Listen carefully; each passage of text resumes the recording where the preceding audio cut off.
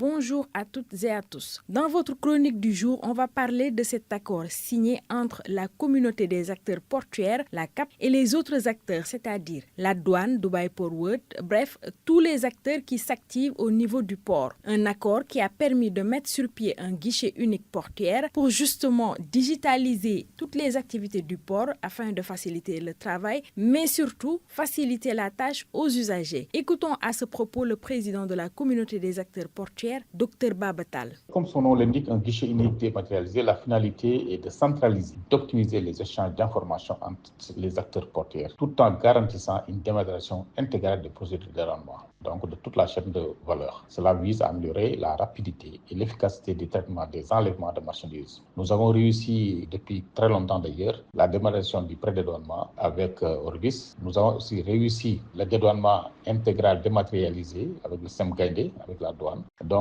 ce gain de temps qu'on obtenait, on le perdait au niveau de l'enlèvement. C'est pourquoi nous avons mis en place ce guichet unique des enlèvements qui nous permet d'interconnecter tous les acteurs de la chaîne logistique pour améliorer un peu et sécuriser l'ensemble de la chaîne de procédure et à fournir en même temps également à tous les intervenants un accès à temps réel au statut de leur dossier. Une avancée considérable et importante pour les parties prenantes car bien vrai que le secteur portuaire se porte bien selon le président de la CAP, mais cette initiative va davantage booster les activités du port et elle va permettre aux acteurs de se projeter dans l'avenir. Je vous propose de réécouter Dr Baba Tall.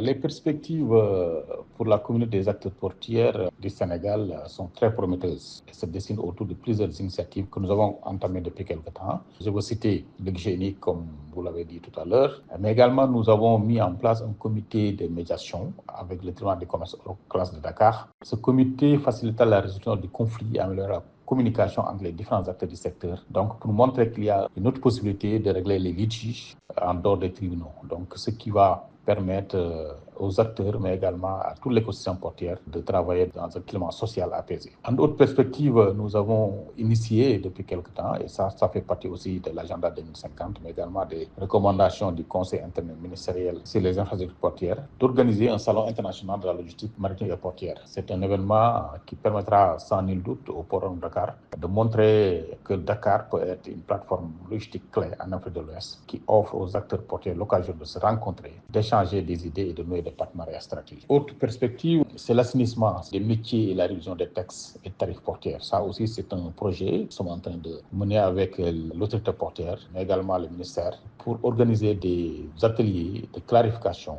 sur les rôles clés et actualiser les réglementations qui vont optimiser certainement la structure tarifaire. Donc c'est un point très important. Nous avons constaté que les textes qui organisent nos métiers parfois sont obsolètes et les tarifs également et les barèmes sont très obsolètes. C'est pourquoi nous envisageons avec l'autorité portuaire d'organiser des séminaires qui permettront d'assainir notre environnement portuaire, les textes réglementaires, mais également les tarifs portuaires. Autre perspective, ça aussi c'est très important. Vous savez, avec les découvertes de pétrole et de gaz, nous avons constaté beaucoup d'incompréhension entre acteurs, surtout au niveau du secteur de la pêche. Ça aussi, nous avons envisagé d'organiser un séminaire sur l'impact du pétrole et du gaz sur l'écosystème maritime. Et ça aussi, c'est dans nos perspectives. Et enfin, nous allons accompagner, comme nous l'avons toujours fait, le gouvernement dans la modernisation des projets portuaires. Donc, la communauté des acteurs portuaires s'engage à soutenir ces initiatives-là pour moderniser les infrastructures et développer de nouveaux projets. Je veux citer, entre autres, il y a le projet de Ndayan qui va renforcer forcément la place portuaire du Sénégal et faire de Dakar et du Sénégal un hub incontournable au niveau de la sous-région, mais également au niveau mondial. Rappelez à Ronan que les acteurs portuaires, c'est-à-dire la CAP, la douane et le port, ont aussi signé un autre protocole d'accord cette fois-ci. C'est pour mettre en place un cadre de concertation afin de pouvoir résoudre les difficultés liées aux activités portuaires. C'était tout pour aujourd'hui. Les Échos de l'Écho revient mercredi prochain.